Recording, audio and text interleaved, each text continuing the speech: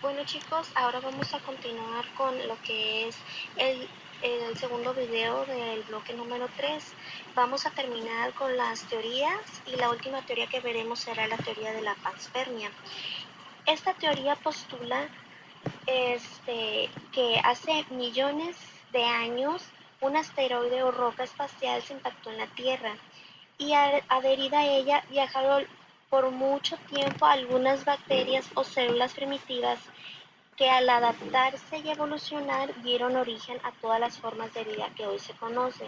Sin embargo, esta teoría explica el origen de la vida en la Tierra, más no el origen de la vida en sí. Y bueno, con esta última teoría terminamos lo que fueron las teorías de los orígenes de la vida, para poder continuar con el siguiente tema, que es los tipos de células. Hace aproximadamente 3.500 millones de años, cuando nuestro planeta desarrolló características adecuadas para la vida, aparecieron las primeras células, las cuales eran muy primitivas, constituidas solo por un poco material genético, unos cuantos ribosomas delimitados por una membrana básica y una pared celular que las protegía del medio físico y del medio químico, que en ese tiempo era muy hostil, en el que se desarrollaban, ¿sí? Estos organismos unicelulares proliferaron o sobrevivieron por mucho tiempo, ya que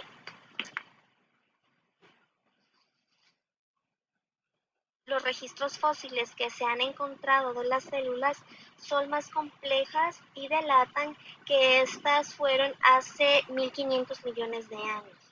Estas nuevas células tienen una estructura más compleja, ya que cuentan con múltiples organelos intracelulares, así como núcleos bien definidos, pero esto sucedió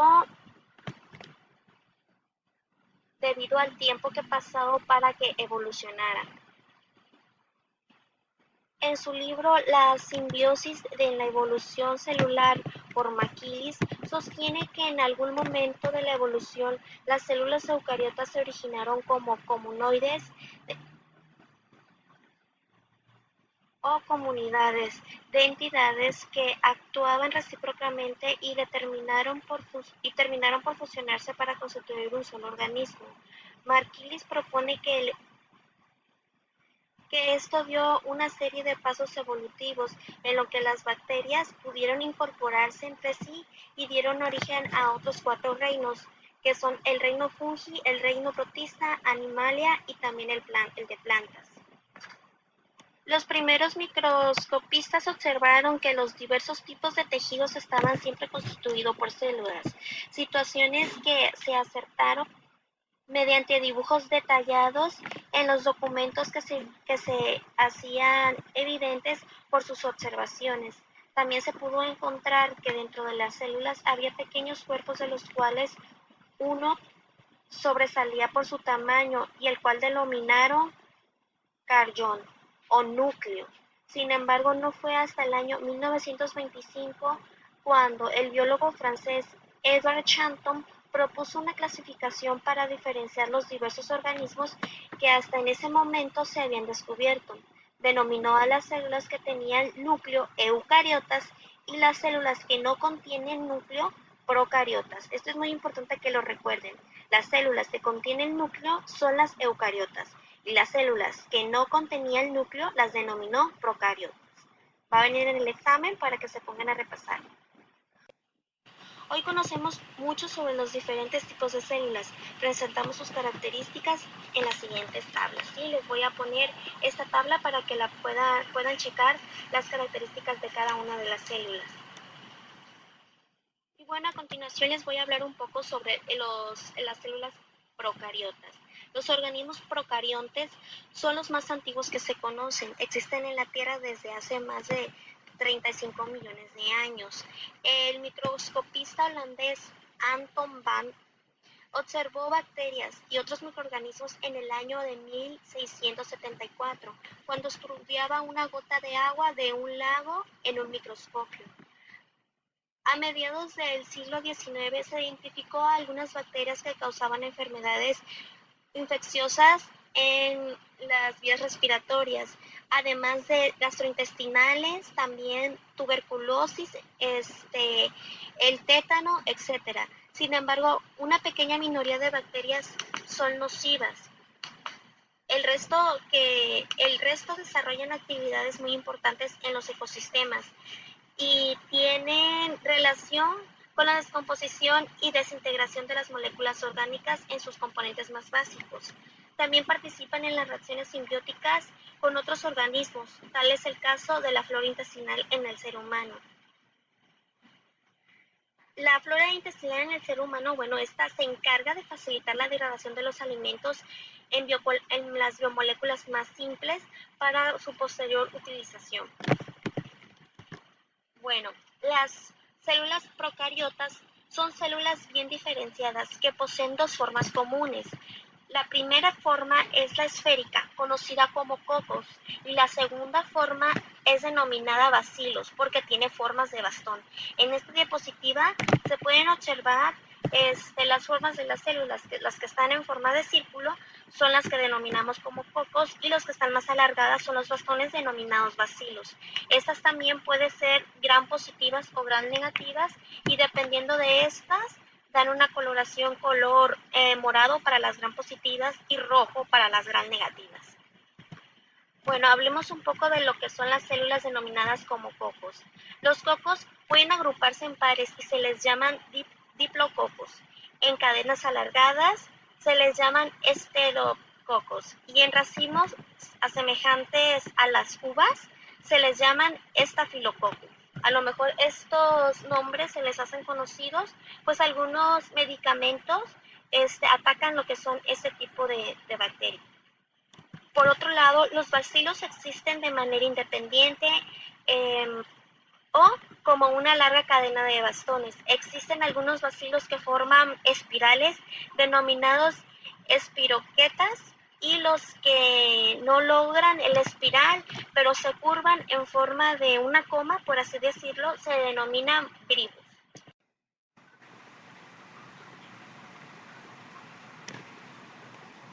En la siguiente diapositiva pues les pongo un ejemplo de cada uno de los que acabo de mencionar para que los tengan de una manera más visual.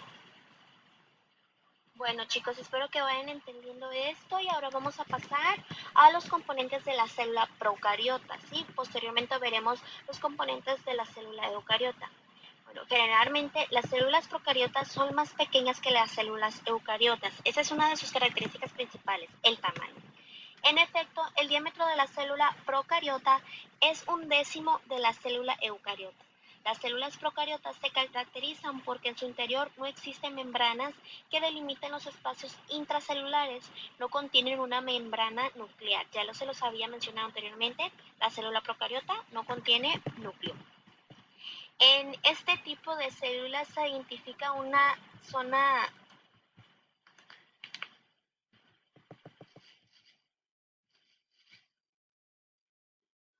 en donde se ubica el ADN, el cual está dispuesto como un cúmulo de lo que es el material genético. Sin embargo, todas las células procariotas poseen algunas estructuras comunes.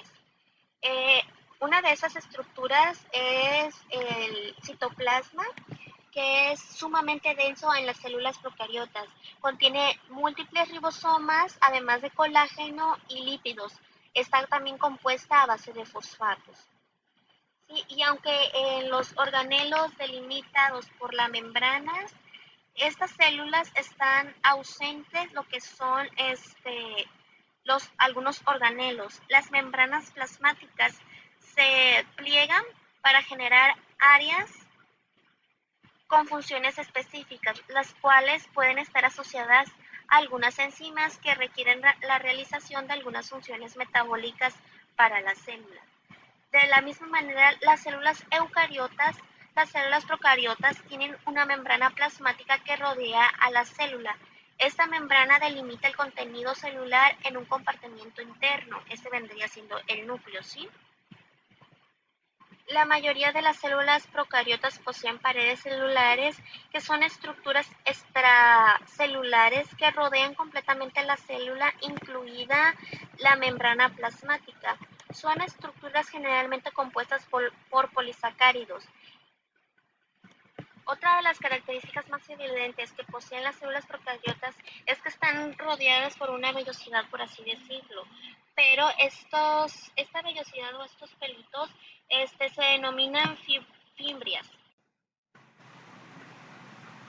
y tienen como función la fijación de los tejidos o superficies orgánicas que puedan sostener a la misma célula. A continuación veremos lo que es la estructura y función de la célula eucariota. Las características principales de las células eucariotas es que estas contienen organelos bien delimitados por membranas, de las cuales sobresale el núcleo. Cada uno de estos tiene una función bien definida dentro del metabolismo intracelular. A continuación les explicaré un poco de lo que es el citoplasma. Bueno, los primeros biólogos creían que las sustancias que se encontraban en el interior de la célula y que rodeaban el núcleo era homogéneo. Sin embargo, la tecnología ha logrado perfeccionar los microscopios y gracias a ellos, hoy sabemos que este líquido intracelular llamado citosol contiene una gran cantidad de organelos especializados en producir energía y fabricar membranas, empaquetar proteínas y además es un sistema muy elaborado de redes de distribución y también de estructura, e incluso hasta un sistema de autodestrucción. Al citosol y a los organelos que se encuentran suspendidos en él se les denomina en un conjunto como citoplasma. Entonces, el citoplasma es aquel que contiene el citosol y también a los organelos que se encuentran suspendidos en el mismo citosol. Por otro lado, la membrana plasmática le confiere a las células eucariotas una gran variedad de posibilidades, tanto en función estructura como además que le ayuda a delimitar algunos espacios intracelulares. También se encarga de realizar algunas funciones metabólicas muy importantes, como el de mantener la homeostasis. ¿Se acuerdan de lo que era la hemostasis? Se encarga también de lo que es el transporte del espacio intracelular y además se encarga de lo que es mantener la señalización extracelular mediante una gran cantidad de proteínas que funcionan como receptores, transportadores y también como mediadores de la comunicación intracelular. La membrana plasmática también está integrada en su mayor parte por una doble membrana lipídica que se puede observar en el siguiente esquema. Está constituido principalmente ácidos grasos en su interior y esfingolípidos en sus caras, intercaladas por moléculas de colesterol. Bueno, pues el colesterol, como ya lo saben, es un lípido que se encuentra principalmente en lo que es las membranas celulares animales. Ahora les hablaré un poco del núcleo. El núcleo es por mucho el órgano intracelular más prominente, o sea que es el más grande. Está bien delimitado por una doble membrana y tiene ciertos intervalos que se conectan entre sí mediante proteínas de inclusión para formar pequeños poros nucleares. La parte interna de este organelo, la cual es una sustancia líquida en la que se disuelven los solutos importantes para su función, se denomina nucleoplasma y contiene el material genético de manera organizada en estructuras que reciben el nombre de cromatina y regiones especializadas para la síntesis de la ribosa conocida como nucleolo. Por otro lado, los ribosomas son estructuras celulares conformadas por ARN y proteínas. Tienen la función de ser el sitio en la célula que se producen las proteínas para cubrir la demanda de estas moléculas en el metabolismo celular. Es importante mencionar que los ribosomas de las células eucariotas tienen un tamaño mayor comparado a las células procariotas. Bueno chicos, en el siguiente video continuaremos hablando del retículo endoplásmico y las otras partes de las células que hacen falta.